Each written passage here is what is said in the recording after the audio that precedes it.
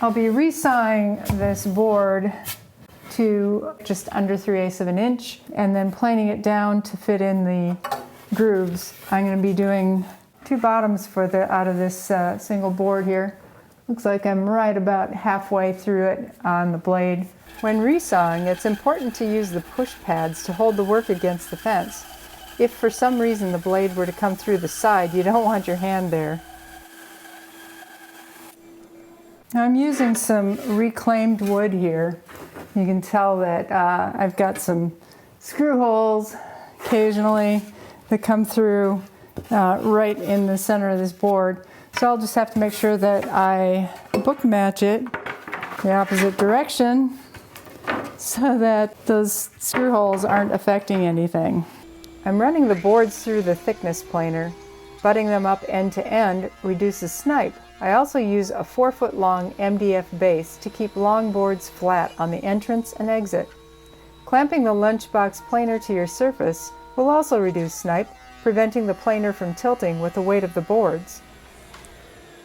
Check for a good thickness fit in the actual groove. I did the glue up yesterday, and now I'm ready for some light sanding to get rid of my glue lines.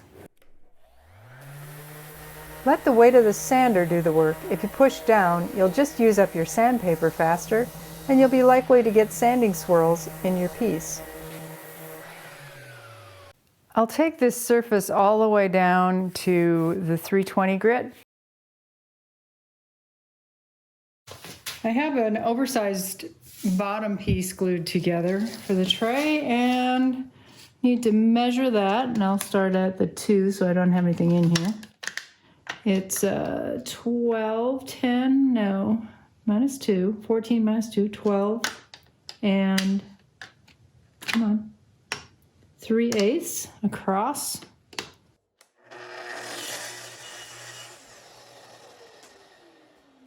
So this side is square to this side. Now I need to cut the other distance at the 18 and 1/8 inch.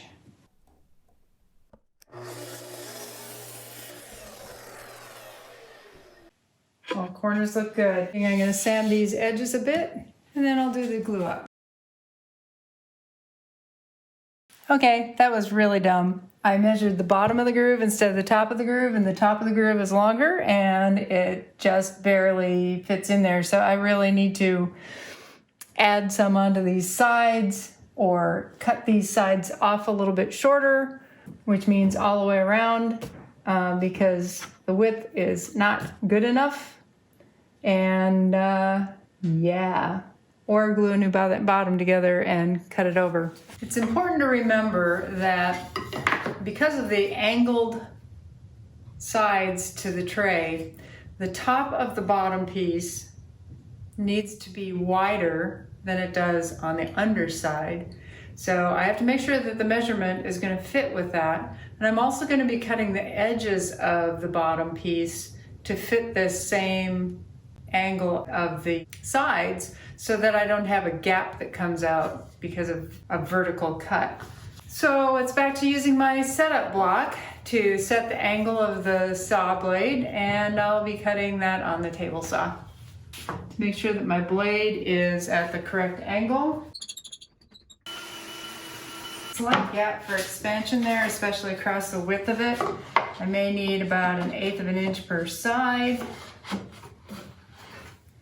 Take a look at the gaps that I have here on the end. It goes all the way out to the edges of both sides here, with everything being matched up on the corners.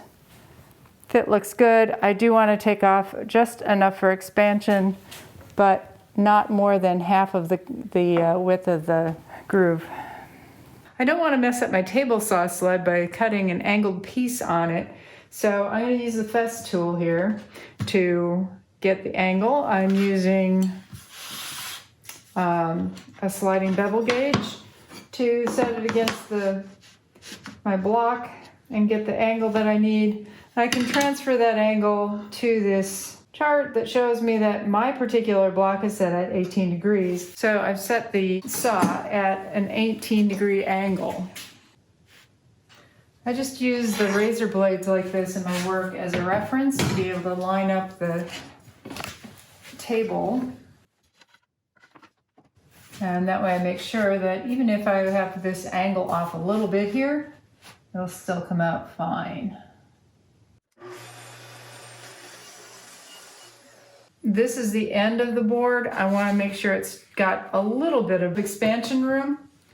So I'll cut that off just a little bit shy of that. Not too much because I still want to make sure that it's going to be inside of my groove. I'll just lightly sand off these edges where it's not super smooth. Adding a maker's mark is a nice touch to any piece. I have a simple torch-operated brand, which I heat up to about 250 to 270 degrees Fahrenheit.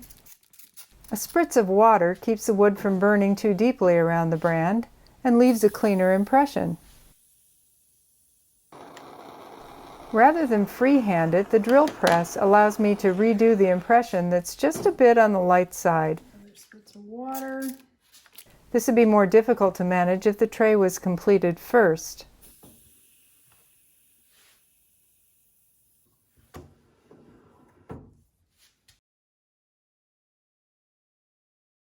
Although I'm using African mahogany for both the sides and the bottom, and it all came from the same general scrap lumber that came out of an Oregon, there's quite a difference in the tone between the sides of the box and the bottom of the box, bottom being much lighter. So I'm going to use some stain on it to even that out a bit. What I prefer to use is this General Finishes medium brown. I'll be using 7 parts of that to the orange, and I'll use 4 parts of orange to 7 parts of the medium brown. I'll mix those together using a syringe that I keep in a bottle so that I know I have exactly the right measurements. Before I do that, I'm going to clean everything up with denatured alcohol to make sure I have no fingerprints on it and all the dust is off of the piece of wood. Always apply the stain with the direction of the grain. I prefer to use a rag applicator. It's cheap and I can control the amount of stain easily. Most stain gets the excess wiped off after a few minutes. We've done our dry fit before the glue up. I'm using pieces of cut off to be able to get the angled sides correctly vertical for clamping purposes. This is just waste from cutting the sides on the box. And those are on each corner. We're using a framing clamp down here that's micro adjustable. You could also use just tape. You could use regular clamps with some of this cut off material. And the reason why I have the bottom of the box dyed but not the sides is that I wanted to make sure that anything that went underneath in the gap would be dyed, but I didn't want to dye the tops, the outside of the box first, because once it's glued together, I'm going to have to be sanding down these corners flush, rounding these off, and same thing on the bottom, making sure everything's smooth and flat before I do that dyeing. So the glue up will come first. We've added some crossbars across the top that aren't really tight. They're just holding the top down so that it doesn't want to ride up away from the tabletop, because these little blocks, unless you tape them onto the sides with Turner's tape or somehow attach them, and one of the suggestions is to actually glue them onto the sides and then sand them off later, cut them off and sand them off flush after you're done. Our solution was just to hold the top down flush with the top of the assembly table. I want to make sure that the corners are all even with each other, so I'm going to take down the higher inside short sides to the level of the outside using the rasp. I'm just starting to see a few scratch marks here, so I'm getting pretty close, and it feels pretty close to even. That's good, and then I'll sand that down. Do that on all 4 corners. This one's quite high on the inside here, not coplanar. Next time, I'll complete the tray, adding ebony splines. See you next time.